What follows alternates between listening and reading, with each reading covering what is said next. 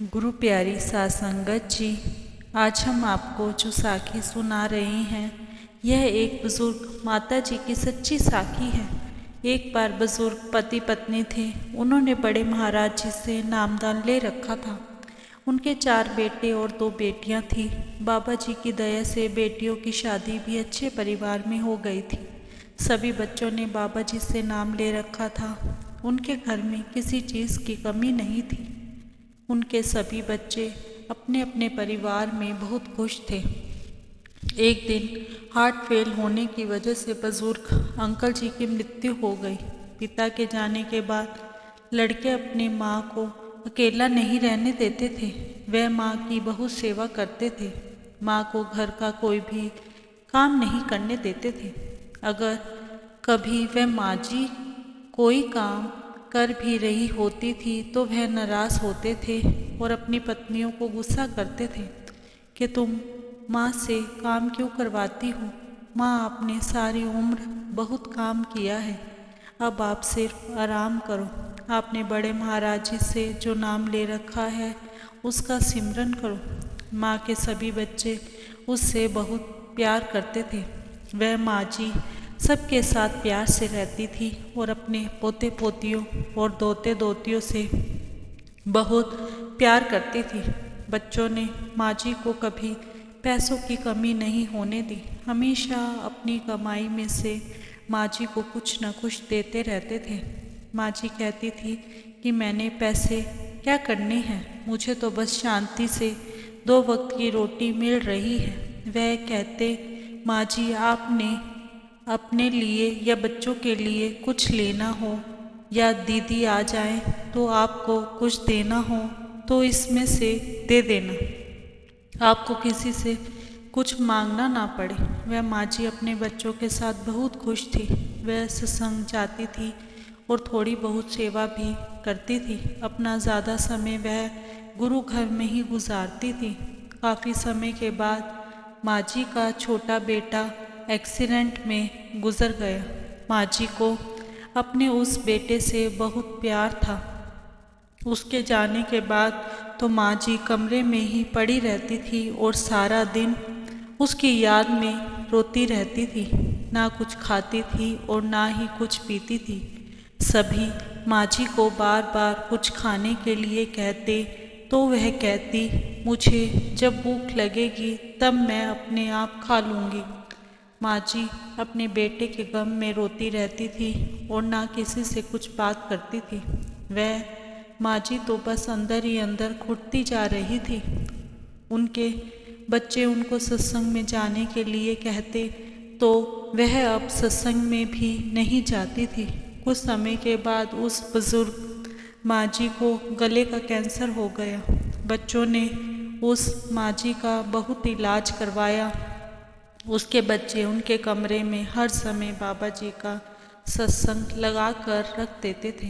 यह सारा दिन उनके कमरे में बाबा जी के शब्द चलते रहते थे ताकि माँ जी का ध्यान अपने सतगुरु जी की तरफ लगा रहे। माँ जी सतगुरु से मिले नाम का बहुत ही सिमरन करती थी। किसी को कुछ नहीं कहती थी। मन होता तो थोड़ा सा खा लेती थी, मन नहीं होता तो ऐसे ही पड़ी रहती थी। 15-15 दिन तक बिना खाए पिए पड़ी रहती थी। सभी कहते थे कि इनकी सूरत अपने सतगुरु से जुड़ी हुई है। बीच बीच में कुछ दिन होश में आ जाना और कुछ हल्का फुल्का सा खा लेना, क्योंकि गले की वजह से वह अपना खाना तो खा ही नहीं सकती थी।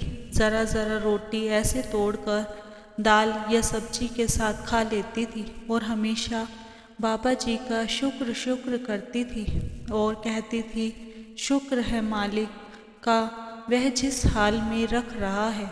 वह माँ जी दिन रात बस सिमरन करती रहती थी। उनके कमरे में बच्चों को बड़े महाराज जी की कभी कुर्सी पर बैठे हुए दिखाई देते थे तो कभी उसके पास खड़े हुए दिखाई देते थे। एक दिन महाराज जी ने एक पाठी को सपने में जाकर कहा, उस बुजुर्ग माँ को जाकर सिमरन करवाएं, क्योंकि उसका सिमरन अभी पूरा नहीं हुआ।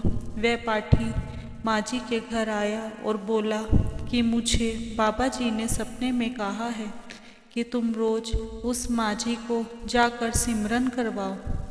पाठी माता जी को रोज सिमरन करवाने के लिए आता रहा।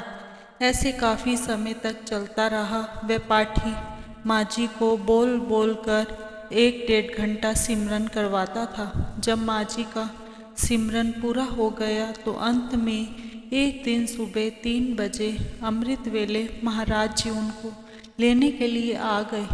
उन माँ जी ने सबसे हाथ जोड़कर राधा स्वामी कहा और कहा कि बच्चों मैं जा रही हूँ अपने सतगुरु जी के साथ। वह देखो वह मुझे सफ़ेद कार में लेने आ गए हैं। बच्चों को दोनों हाथों से आशीर्वाद देकर वह माँ जी बड़े महाराज जी के साथ चली गई। उनका पूरा परिवार माँ जी को जाते हुए देखता रहा।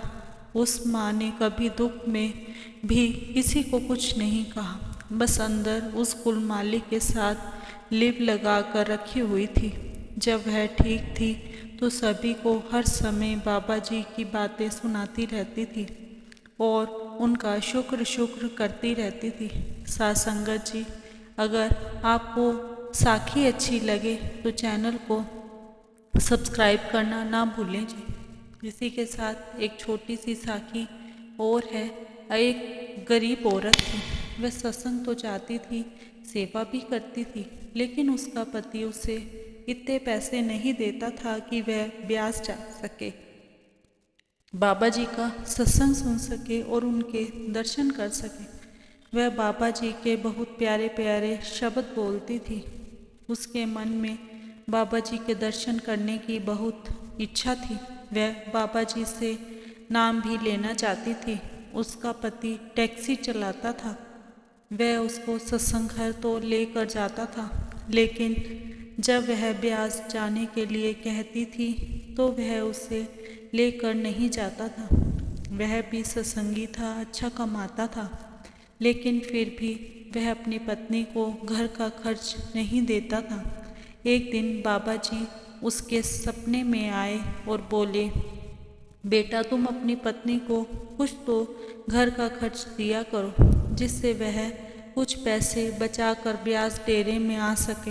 वह आदमी बाबा जी के सपने में दर्शन पाकर बहुत हैरान हुआ कि बाबा जी मुझे दर्शन देने कैसे आ गए। उसने बाबा जी को हाथ जोड़कर राधा स्वामी किया और अपनी पत्नी को बताया कि ऐसे ऐसे बाबा जी मेरे सपने में आए थे और उन्होंने मुझे कहा कि तुम अपनी पत्नी को कुछ तो घर के खर्च के लिए पैसे दे दिया करो। वह आदमी बहुत पछताता है। वह मन में सोचता है कि मैंने तो आज तक कभी भी अपनी पत्नी को पैसे नहीं दिए, बस घर का जो राशन पानी होता है ला कर दे देता हूँ। वह अपनी पत्नी से बोला, तुम्हारे कारण मुझे बाबा जी के दर्शन हुए हैं। मैं आगे से तुम्हें कभी किसी बात की कोई भी कमी नहीं होने दूंगा। वह बोला, मैं तो ज़्यादातर शहर से बाहर ही रह जाता हूँ। तुमको या बच्चों को कभी दुख सुख हो जाए तो तुम कैसे करोगी। वह अपनी पत्नी से बोला, अब जब भी सत्संग घर से ब्यास के लिए सेवा जाएगी, हम दोनों सेवा पर चलेंगे और बाबा जी के दर्शन भी करेंगे और उनका सत्संग भी सुनेंगे।